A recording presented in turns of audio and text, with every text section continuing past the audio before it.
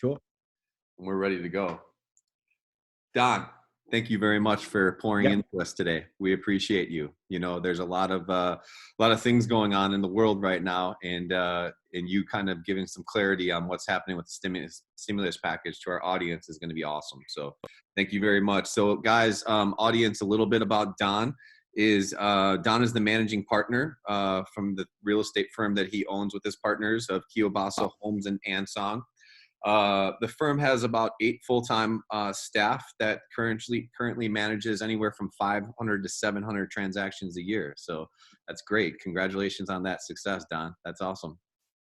So Don, you've been a CPA for 19 years and you've been a lawyer for 14 years, right? So you've been around the block. You know, that's awesome. So you're not a newbie there. You're just you're a veteran at this point. It's amazing how fast it goes by, isn't it? It goes by pretty fast. Yep. Awesome. So Don, in talking with you, you said the value in your firm is that you're basically a wealth attorney, that you can represent people from estate planning to bankruptcy, correct? Yep. We do a lot of real estate closings and we're really good at them, but our value proposition is we operate in the intersection of tax and legal.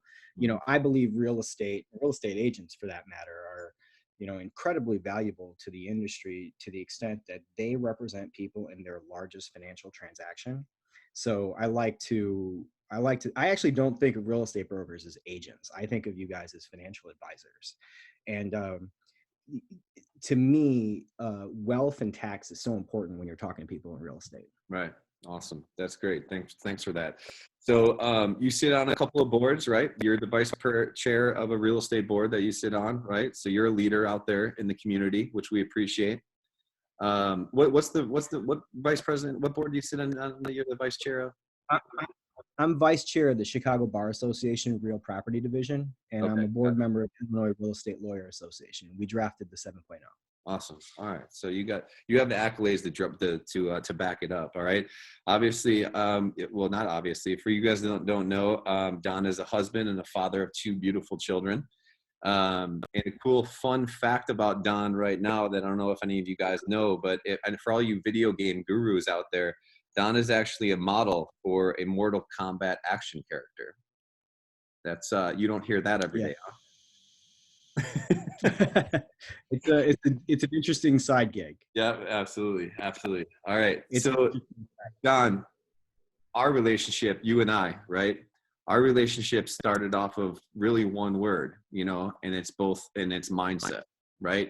You and I, when you and I talk, we share knowledge and we talk about mindset a lot. So I know your mindset, you know, both personally and professionally.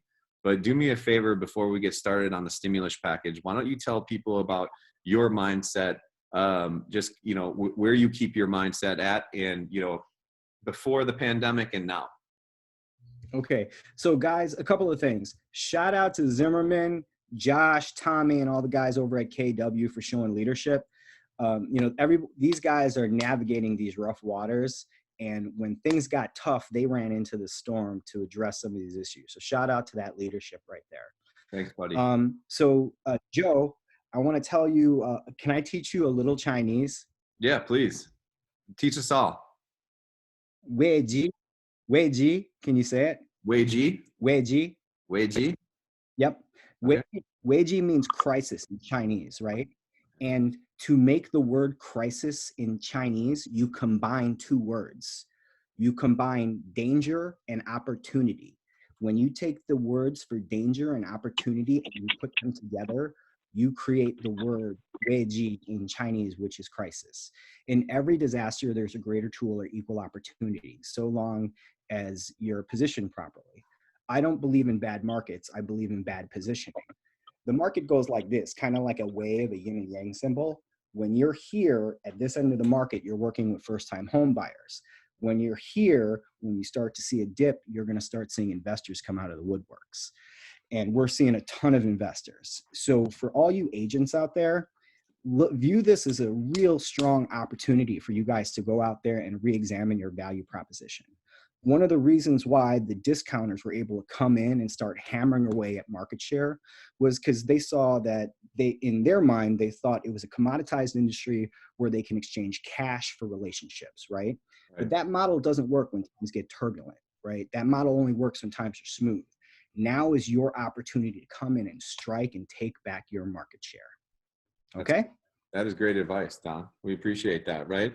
So, how about personally, Don? How do you approach? That's professionally. How do you approach your mindset personally? What kind of things do you do a day to keep a positive mindset? Well, you know, at the end of the day, everyone on this call, only focus on the things that you can control. You can't control the market, right? Those guys those guys who are controlling the market, those guys have trillions of dollars backing them. Focus on what you can control. What you control is your health, your family, and your business, right? There's tons of things that you guys could be doing right now to enhance your value proposition, right? And I believe if you guys just focus on those things that are in control of your life, health, family, and your business, I feel like it'll change your mindset into something positive. Shout out to Gary Keller, and his leadership, because you know, one of the things when I was learning martial arts, I was a gold medalist for the 2008 games for U.S. team for Wushu, right? And I always learned, hey, take the best from each different teacher that you got. Shout Mhm. out to Gary Keller, because one of the things that I appreciate about him is just refocusing your mindset, because your results are going to reflect your actions. So if you guys are out there building that, I think you guys are actually all going to come out on top. Yeah, and Gary Keller, he's a teacher at heart, right? And he's out there, teaching us all through this right now. And one of the things that Gary's always known for is Bruce Lee's quote, Don. Where he said, "I'd much rather Oh, spar." really? Yeah, he's his what he believes in is when in mastery, right? And Bruce Lee says that in his quote of saying, "Hey, I'd much rather spar somebody who practices 1,000 moves 1,000 times a day instead of one who practices one move 1,000 times a day," right? So actual, like mastery is important in our world, right? So we know that you're a master of a lot of things, right, Don? And we know that there's a lot of conversations going on right now. So why don't we talk about the stimulus package? That's what people are here for, right? Okay, guys. There's 5 parts to the stimulus passage. I'm going to tell you all 5, and then I'm going to tell you to forget about 3 of them. Okay. I'm going to tell you all 5 just so you can engage your clients. Guys, right now, guys and gals, right now is the great time to get on the horn with your clients in your sphere. Your sphere and clients are probably freaking out because they just watched their retirement funds drop 40%. They're confused about their housing. Everyone holds their wealth in 3 places: retirement fund, housing, and small businesses. That's the majority of American wealth, right? And they just watch their retirement funds collapse. They don't know about their houses and they don't know about their business. This is a perfect opportunity for you to get on the horn and engage them. If not, they're going to be on Google looking for the next person. So I'm going to tell you all 5, know all 5, and then Joe, I'll email you my PowerPoint just so you can share it. And then at the end, only 2 of them are going to apply to your individual businesses. Yeah. So let's get started on the 5. The Got first one is going to be they did an extension of FMLA. It's called the Emergency Family and Medical Leave Expansion Act. This is for your clients. This won't apply to your businesses. Basically, if you had a family member who had to leave the business to Mhm. take care of somebody at home because of COVID-19, then the company can pay them a dollar amount, but they will get the company gets a dollar for dollar credit back when they file their payroll taxes. So it's like free money to the client, right? Okay. So step 1, they expanded FMLA. You need to go home, take care of people. Company should pay that, and it doesn't come out of their pocket. That's step 1. Okay. Got it. Step 2, they created these SBA disaster loans. Okay. These SBA disaster loans. Now those loans are up to $10 million, and the first 10,000 is forgivable. However, besides that first 10,000, you got to pay the rest of it back. So if you take any of those SBA loans, Mhm. you have to eventually pay it back. And Don, do we know you know, is there interest rate being charged on that? And what are the terms of paying that back? Do you know that yet? Yep. So the interest rate is 3.75, and the payback is generally going to be a 2-year note, but there's no PG on it. So Mm-hmm. if your business fails, you won't have a PG on it, personal guarantee. Yeah. But that SBA disaster loan, it should not be used for payroll. Like the majority of people on this call, Yeah. the majority of, we have our top line gross, and then we have all our expenses. Now we can scale back on a lot of our marketing expenses, but the big expense, very important to everyone on this call, is your payroll. Like we all need to eat and pay our mortgages. So the first one is the expansion of FMLA. The second one is the SBA loan. And the third one is the payroll protection program. That's one of the two important ones. That applies to all of us on this phone call, right? So it's called the PPP.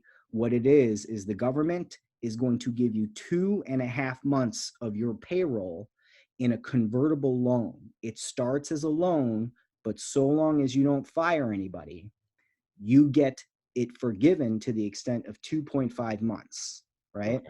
So shout out to Matt. Matt's a great agent out there. He does a lot of commercial deals. I'm going to use Matt as an example. Yeah. Let's pretend Walk us through an example. That would be awesome. And Matt can be your character here.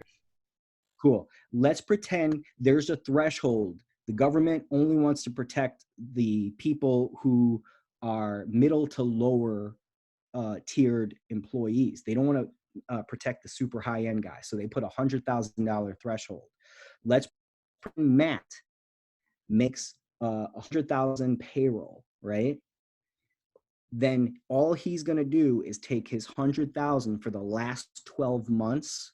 So it's basically this March of 2020 through April of 2019. Let's say he makes 100,000 a year. All he's going to do is divide that 100,000 by 12. Mm-hmm. So it's 100,000 divided by 12, and then he multiplies that by 2.5. So that's the extent of what can be forgiven, right? So we got 100,000 divided by 12 times 2.5. So that's $21,000 that he's going to be able to get forgiven. Now, if Matt made 200,000, they exempt out, they remove 100,000 because they don't want him to abuse this and try to balloon his salary. So Right. they cap you at 100,000. Okay. Now, a lot of, let's say we're with the Zimmerman team, right? And Zimmerman's got all these independent contractors. Right. Zimmerman cannot use that payroll on his independent contractors because the government wants each individual independent contractor to be able to get their own PPP. Right. Right. Okay. So you would have to go off of your net, right? So if you had top line of 100,000, but you dished out 50,000 in referral fees to your team, that leaves you 50,000 going to you, right? Yeah. You take that 50,000 divided by 12, multiply that by 2.5. Let me ask you a question, Don. You said salaried 100,000. So most of us being independent contractors, sometimes, you know, not all of us put ourselves on a salary. So how would the government look at us if we're not giving ourselves a salary of 100,000? So good question. Right now, the government is only taking applications for actual corporations, S corps or LLCs, right? If you guys are just not doing it that way, first of all, you guys shouldn't do that, but that's for a different topic. But if you do that, let's say you make 100,000 income and you have 50,000 expenses. That means 50,000 profit, right? Right. That 50,000, that's your money to live. Yeah. All you do is divide that 50,000 by 12 and multiply it by 2.5. Got it. Does that make sense to everyone? Yeah. Okay. No, so I take my profit. Sorry, this is Nancy. No, go ahead. And I have to net out whatever my profit is. Correct. And then my is what I divide. if you're like a 1040 Schedule C, like disregarded entity, and it flows straight through, like I'm an S corp, right? So I pay myself a W-2 salary. But if you're like a 1040 disregarded entity straight through your Schedule C, you're just going to take your net. If your net's above 100K, remember your cap is 100K. Mm-hmm. Your applications have not come out yet. They should be out on Friday. But what I would do if I were you right now is, this is going to be done through private lenders, right? And most lenders are taking the position that they're only working with existing customers. You should call whoever your banker is. It won't work through like a guaranteed rate, not like that. You'll have to go to like a Huntington, a Chase, a B of A, one, like a real bank that provides loans. Right. But that's how you would get it. Yeah. Okay. Thanks. So to me, everyone on this phone call, you guys can forget everything I just said for all the other stuff. But the one thing all of you should be applying for the PPP, right? So John, like I know I'm dying. what about the anxiety of people saying, "Oh my God, I haven't done it yet," or "When's it going to run out?" or "What if I don't get my fair share?" or what? How would you address that? Dude, all of you people on this phone call are so far ahead of the curve. The application is not even out. I know there's conspiracy theorists who are like, this thing is going to run out, and obviously that's always possible, and they are going off of a first come first serve basis. But to the extent that you can get in contact with your relationships at banks, this is your time to exercise those relationships. Like, to me, I'm going to take a shot at some people out there, right? But to me, the people who exchanged discounted rates in lieu of relationships are going to start feeling the pain now, because those guys and gals aren't going to be for them when you need them. Like right now is the time where you call that banker that you're supporting and say, dude or dudette, I need you to get me on that list. All coming back to I wouldn't be too worried. The application is not even. Oh, I'm sorry, Joe. Yeah, all going back to all about relationships, right, Don? That's right. Like everything is relationships, man. We're in a community, and I understand in the early 2000s, we hyper specialized and kind of like processed and flow charted ourselves into a vulnerable position, right? And then people saw the opportunity and started to attack us vis-a-vis discounters, right? But now's the time that those guys, they don't know how to navigate these waters. This is your war to win now. Everyone on this call, right? And every one of you should be applying for this thing. And the application is not out yet, so it comes out on Friday. So I wouldn't be too worried. So your advice is call your banker, right? Hey, I need the application. I need you to walk me through this, push this through. Cool. And just and remind your banker, like, hey, this is the one time I've called you and I needed you, right? And if they won't be there for you, you got to find another banking relationship that will. Like I work with Chase, right? And Chase did not give me my application in time, so I got it to CIB. And guess where all my banking relationships are about to go after all this is done? Yeah, no, absolutely. Yeah, you're gonna go to those people that helped out, right? So yeah, here, before you go on to the next one, let's ask a couple questions from yes, Dennis. We're gonna send you the link. He's got a whole. We'll send that all out to you first and foremost. So Meg says, I'm paying myself a W-2 salary, but have been confused on whether the gross salary includes federal taxes that were withheld. Also, should non-W-2 distributions from the S Corp somehow be included in the gross salary? Man, Meg, I don't know you, but you're the smart kid in the class. It's always raising your hand, bringing up the smart stuff. I've spent too much time trying to figure this out over the weekend, so sorry. Meg, what I'm doing, right? The answer is the bill is silent, right? But what I'm personally doing, because I do the same thing, my W-2 income, I'm just going off of that, right? I'm not doing the distributions because technically the distributions were not subject to self-employment tax, which they're using to track this. So I'm using W-2 and not distributions. Got it. That answer. Yeah, I was really confused about the federal taxes because the worksheet so I had great luck going through, I have one random account with Notre Dame Federal Credit Union, and they have been, so I would echo your thought on like working with the smallest bank where you have an account, because Chase, like I got their application much later. So I'd go with the small bank. Yeah, Chase has been a nightmare. I personally went there and I was like, to my private wealth guy, and he wouldn't even help me. And I'm like, dude, when this is over, if you guys don't process my account, I'm out of here. And I ended up going to a smaller bank. You're gonna be mortal combating a bunch of people, Don, when this is done. Well, remember, so I was the Scorpion and Sub-Zero in MK 9, 10, and 11, but I've got 2 kids and a dad bod right now, so none of you guys want to see me. All right, fair enough. All right, so you're at you just finished step 3, right, of the stimulus? Step 3. Yep. Okay, step 4 is unemployment, right? So the feds came out and they said we're going to include gig employees and independent contractors and all that stuff. The problem is the bill agreed to backstop it, but I've been calling the IDS, Illinois Department of Employment Security, like every day, basically trying to ask them like, hey, do you have the updated application for ICs, independent contractors? And they don't have it yet. So I'm just waiting. Allegedly, all of us are going to, qualify for it so long as we've been impacted, but there's no application out yet. So whenever it comes out, call them and just see if you're going to qualify or not. Like right now, like the deals we're closing today are from January. I think our May and June are going to be pretty brutal, but then I think we're going to see a sharp comeback in July. So, we're going to see it's going to weed out a lot of the shoe clerks, a lot of the part-time side hustlers who are out there trying to gobble up market share. But if you can make it through May and June, because those are going to be the 2 painful months, I think we're going to see a sharp comeback in July. Yeah, I think, that's pretty much the sentiment that's out there, right? Is that there's a pent up demand that's going to be happening. So how about, in your real estate business, Don, are you seeing, how is your real estate business as far as closings being affected right now?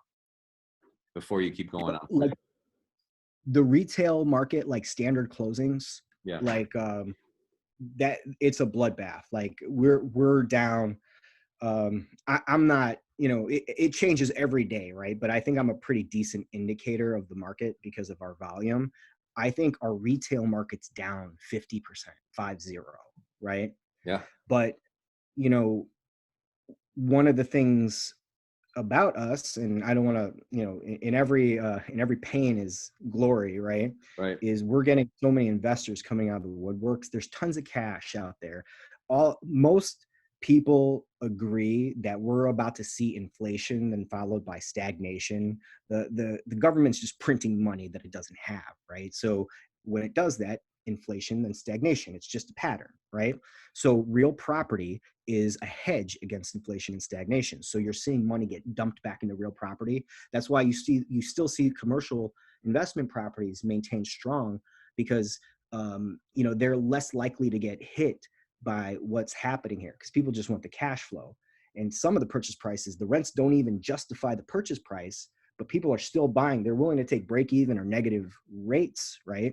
Like Matt, when our parents were around, nobody would accept the 4% cap rate, but now everybody will do it just to, hedge against the inflationary issues. Right. So all you guys and gals, just retool the way you think from the retail purchaser and seller to that new investor who's looking for the inflation hedge. Got it. Cool. Sorry to interrupt on that, but okay. So keep going. So you're at point 4. Did you finish point 4? Yeah. Point 4 was the Illinois stuff. Point 5 is going to be a bunch of random stuff. And I want to kind of go through all this stuff because not that you would need it, but I want you to be able to talk to your sphere of influence. And Joe, I'll email you my PowerPoint so you guys can just have a script to go off of. Awesome. So number one, like Americans are going to get some money right now. If you make less than $75K a year, they're just going to send you $1,200. And the reasoning behind it, what they want to do here is they want to help shore people up for the 2 months that they think it's going to be brutal. Mm-hmm. So a lot of Americans are going to collect some cash, right? Certain banks are going to offer mortgage deferrals, like when you go to Macy's versus Nordstrom, they have their own policies, right? But when you see some banks are going to say, hey, we'll allow forbearance and just tack it on at the end. And some banks are not as nice, that they're going to say, hey, we'll give you a forbearance, but you're going to still owe this money. Mm-hmm. So you can forbear your mortgage, your student loans, but it depends on the people holding your loan, whether or not they'll allow it. Got it. And the final thing, Chicago and Illinois are also offering loans. I don't recommend those for anyone on this call. They're okay if you're really, really desperate and like you need kind of operational funds, you can go for it, but the terms are so, and you got to pay them back. Got it. So Don, your advice to us, right, as real estate agents, most of us are real estate agents on this call, is the PPP, right? Yes, PPP and unemployment. PPP and unemployment. And then Yep.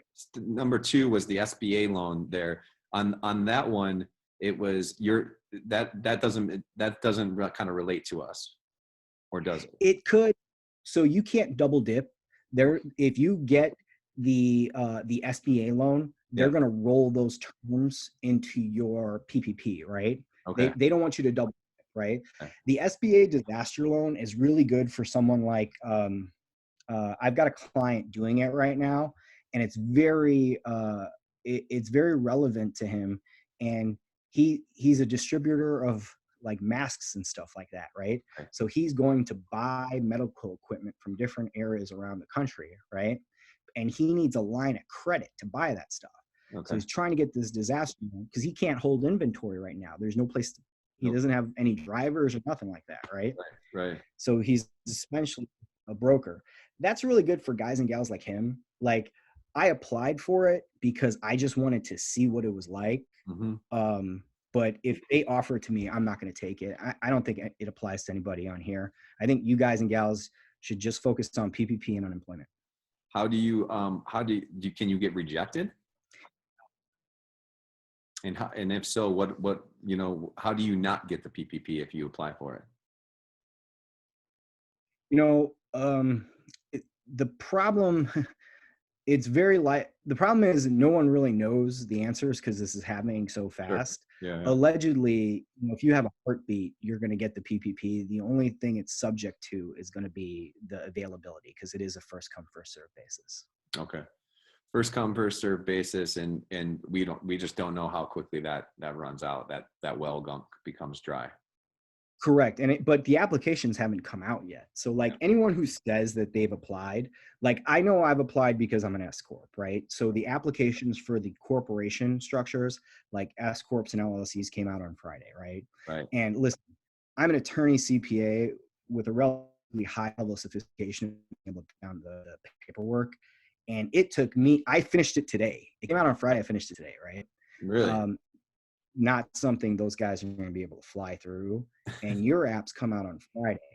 Okay. So I think you guys are way ahead of the curve right now. Okay. But so the timeline of the application is, so it took you a little less than a week, right? Or you said Friday and you finished it today to Tuesday, so call it 5 days. Were you putting a couple hours a day in, or what, what? 2 hours a day. Put like 2, because I got my normal stuff I got to do. I put like 2 hours a day. It's a little time consuming. Well, so Jess said, does the application not apply to us? So that's the, let me see this application. I'm clicking on it. Yeah, no, that's the one that applies to you, the Paycheck Protection Program. Shout out to Jordan for sending out the borrower application. So that's the SBA PPP form. So, Jess, that link that Jordan sent out, that's the actual application. So if you want to start filling out now just for due diligence purposes, you can, but you have to find a lender that you could actually run it through. Got it. So thank you, Jordan. Shout out to you. So let's go here so Matt said U.S. Bank has stopped lending on commercial loans right now unless you have high loan to value, LTV, but they should go away in 45 to 60 days. Let's talk about that, Don. Like, what do you're educated on this. What do you see the time frame on this is, as far as just, this in general, meaning banks are kind of like, we've heard, hey, some banks aren't getting jumbo mortgages, right now, and things like that. Do you think this is a 30-day thing, 60-day thing? Do you think it's a, longer than that, and why? Well, these are good questions. The answer is, I don't think anybody knows. Yeah, we don't know. We're gonna we're going to experience some serious turbulence in the upcoming months. And I want to take a second to get real with everyone right now. Yeah. The next 2 months are going to be horrible, right? However, after that, I believe that everyone on this call has an incredibly important job. You guys are the guardians to most people's wealth, right? Mhm. And I think that gets discounted and lost in the fog sometimes, right? I know a lot of us are busy. Everybody wants to make more money, top producer, go meet people, sphere, all that stuff. But at the end of the day, your value proposition is to protect people's like lives and investments, right? I don't know if a lot of those new companies that are coming in trying to gobble up your market share do that, Mhm. right? Like their value proposition is to turn us into E-Trade. And that's okay for an extremely small segment of the market, but not you, right? So Don, If your you're belief is that the real estate agent should and will stay at the center of this transaction. my belief is every single human being on this call, every lawyer, every broker, every lender should be petitioning and fighting to ensure that the real estate agent stays in the center of the transaction. Now, Go ahead, Don. now there's going to be, I recognize the pushback. Look, I have a fund. We invest in real estate, or we invest in real estate and technology, right? And I get why people disagree with me. They're like, Don, I want to streamline. It's better for consumers, consumer this, consumer that. I respectfully disagree with a lot of them, right? How many of those technology companies are answering the phone calls of freaked out clients and homeowners? I would say zero right now. Yeah, It's the same with. yeah, Don. I mean, at the end of the day, right? Right now, we're doing this via, but we still have the ability to be face to face, where most where the technology or the Amazon of the world can't do that, right? That's what you're saying? Yeah. Correct. Like me and you, our business models aren't that different. Yeah. No. Our business models aren't that different. Okay. And the closing business has been completely commoditized. Like that's what, but right now when things are scary, everybody's calling us. My phone is nonstop. Right. Because the guy who's dabbling, you don't want to trust that guy or gal.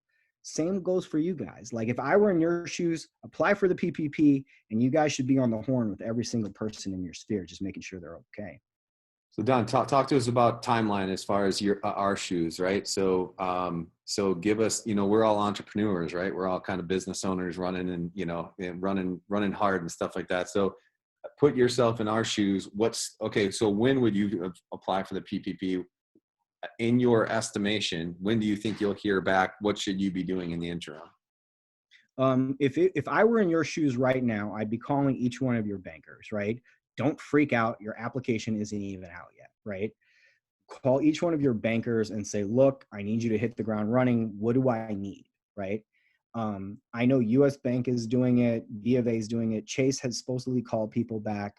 Huntington Bank is doing it. And shout out to Meg, who dropped the name of a smaller bank, because the smaller banks, they can maneuver quicker. They're all over this thing. Mm-hmm. I'd be calling your bank right now, asking for an inventory and just getting that inventory ready. And the second that app comes out, submit it all, get it done. The application's literally 2 pages long. It's all the stuff you got to give to them and add up. That's the irritating part, is putting it all together. Yeah. What were some of that stuff, like tax returns? I'm assuming is it a profit and loss statement? Is that I didn't even have to provide a P&L statement. I gave my tax returns, and most banks will have their own form on how to come up with the wages. It's just an Excel spreadsheet that averages out your wages. And how do they determine, Don, from your knowledge, how do they determine the amount that they're going to give? Again, is it the divided by 12 that you were talking about? Like whatever you're getting paid, like let's pretend you make 80,000, right? Yeah. W2 or net income, one or the other.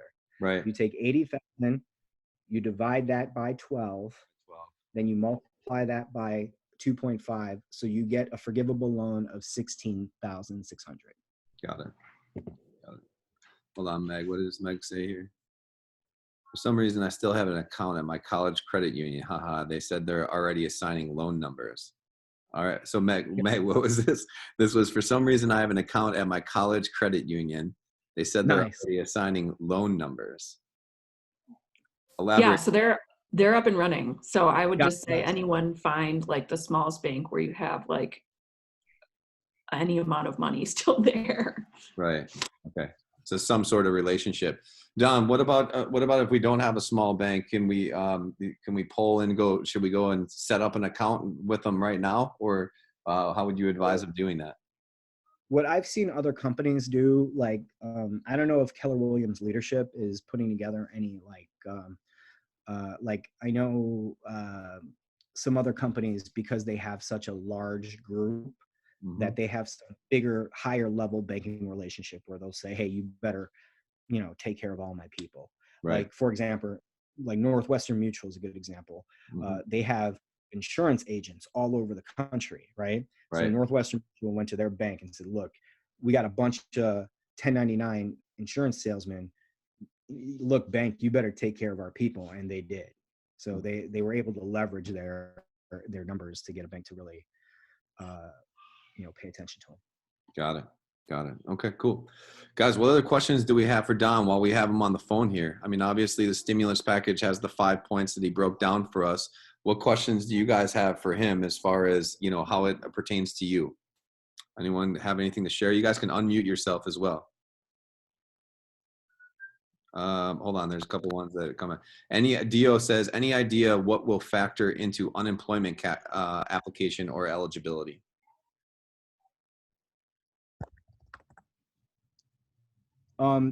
There is a good Dio. The application that I just filled out, and if you look at the link that Jordan just sent, it is not relevant of the other factors for a PPP. The only thing they look at is the wages. Now, unemployment that's a tricky one, because the federal, if you look at the bill, I'll read you the bill right now. This is funny. This is to Dio. Dio, unemployment insurance eligibility requirements now include those who are self-employed, gig workers, and independent contractors and freelancers. I just read the bill. That's what the bill says. There's no detail on what that means, right? And Matt, you're right. I don't believe they're mutually exclusive. I believe you can get both. Like, no one's told me that you couldn't get both. So Dio, the problem is, I don't know, like the answer might be like, hey, Don, I'm an REO salesman and my business is through the roof, right? Unfortunately, it doesn't give us any of those qualifications. Don, what if you're, and then Jen, I'll get to Jen's question after that. So Don, if you want to cruise up to Jen, but what if, what if you're responsible, what if you've been as responsible as you can and you have 6 months worth of reserve, but you don't know when this is an end? Would your advice be, hey, still apply, and if you don't use it, you don't use it, but you should still apply? Listen, if you have 6 months worth of reserves, God bless America, right? So I won't say the person's name, but there was a big shot who I was going back and forth on, because he allegedly had reserves. Right. And I said, good for you, that you have these reserves, but that's irrelevant to PPP, right? You should still use it if you can get it. Like, it's just for payroll, just for protection. Right. Because think about it logically. This thing isn't going to be over in 2.5 months, right? Right. Let's pretend we're out. Here's my timeline, and everyone feel free to disagree with me. I think April will be okay. May is going to be terrible. June's going to be terrible. July is where we'll see the sharp pickup. The problem is, when you guys are out doing showings in July, you're not going to close till September, right? Mm-hmm. Right. Because you don't get a contract and close the next day. Right.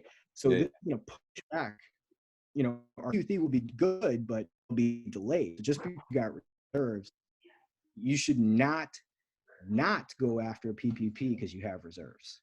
Got it. Look at Jen's question up there, Don. If we have S corps and LLCs, we can already apply? Yeah. Question mark. and you can Yeah. you apply for each you own? Can you apply for No. two LLCs? So Jen, that's a big thing. I was telling some of my clients, I got clients who own like 40 companies, right? And they, every time they have one company, they start another one or a real estate one. To my understanding, I believe you could only file one application. That is my understanding of it. Awesome. Cool. What, anyone else have another question here? All good. Is this Just okay. out of curiosity, hey Joe, just out of curiosity, what if they are in different states? I believe the threshold is a 20% ownership.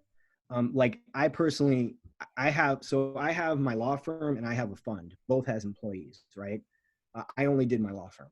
So you can give it a shot and see if your banker will see it get slip through. But I saw it in the text, they were trying to make sure that like guys and gals who have these umbrellas of corporations don't go for each one of them. Right. Okay. Got it. That got answer you, Jen? Good. All right, Meg here. Meg, if you do the PPP, we need to sure to pay yourself the salary reported for the 2.5 months to be eligible to get it forgiven. Is that correct? Yes. So Meg, yes, like you got to use it for payroll, and you have to use it for payroll. Today's my anniversary for my wife, right? Awesome. So how many years? Yeah. Huh? Oh my God, it's all a blur. Ever since I turned 40, like I forget everything. But we got engaged 4 years ago. 4 years ago. Okay, cool, awesome. So yeah, a couple kids and married. You got you moved quick. Yeah, man. God bless. Happy anniversary. All right, so Don, you gave us some wisdom and you gave us some advice, but let's end with that, okay? You know, again, you told us what to do, but let's end with where we started. What advice will you give on mindset to each of us, and how should we stay positive during these crazy times? Okay. Can I tell you guys a story? Yes. Can I tell you a story? Okay, I used to live in this place in China called the Shaolin Temple, right? And the monks used to tell me this story, right? And this is how the story goes. There's this young monk, right? He goes to the old monk. Old monk, teach me, be my guru. Will you teach me how to be amazing? The monk said, no problem. I'm going to teach you how to be amazing. Young monk says, cool. What do I got to do? Old monk says, come help me feed the animals. The young monk says, I help you feed the animals, and you're going to be my guru, teach me to be the best. Old monk says, absolutely, that's what I'm going to do. They go up, first thing is the tiger pit, right? So tiger has got to be in a pit, because if you don't put him in the pit, he eats everybody. So they're throwing meat into the tiger pit. Tiger's really important in Asian culture. In fact, if you look at the Chinese and Korean symbol of king, it comes from the tiger forehead, right? So they're throwing meat into the tiger pit and all that good stuff. And the young monk says, what are we doing? I'm just feeding. Teach me how to be amazing. The old monk takes a piece of meat, sticks it in the kid's belt, and kicks him into the pit. This really sucks for the young monk. He's face to face with a tiger with a piece of meat sticking in the back. Kid runs away, runs up the tree. Tiger keeps chasing him. There's nowhere for the kid to go. Finally, kid's about to get eaten. Tiger lunges, scratches him, breaks the belt, meat falls on the ground. The kid does everything he can to get away, runs up the tiger pit, goes, old man, are you out of your mind? I could have died. You were supposed to teach me to be amazing. You just tried to kill me. Old monk says, my son, you'll never know how fast you could run until a tiger chases you. Nice. Guys, this is your tiger. Go out there, see how fast you could run. You guys have the perfect platform and opportunity to destroy your opponents and take market share. Good luck to all of you. I couldn't agree more, Don. Thank you guys. Thank you so much, Don. I appreciate it. That is a wrap for today. Hey guys, tomorrow, thanks everyone. Quick applause for Don. Thanks very much. That was very informative. It is being recorded. Guys, tomorrow for the Lunch and Learn, we have Abraham Shreve. For you guys who do not know Abraham Shreve, he's probably one of the most dynamic coaches out there. He has coached most of the top producing real estate teams in the country. And he is going to share with us on what he is doing to coach people through today's times. So it's going to be a great one again tomorrow. Hope to see you here. You'll see the link out there. Appreciate you all. Stay safe. Stay strong. Talk to you guys soon.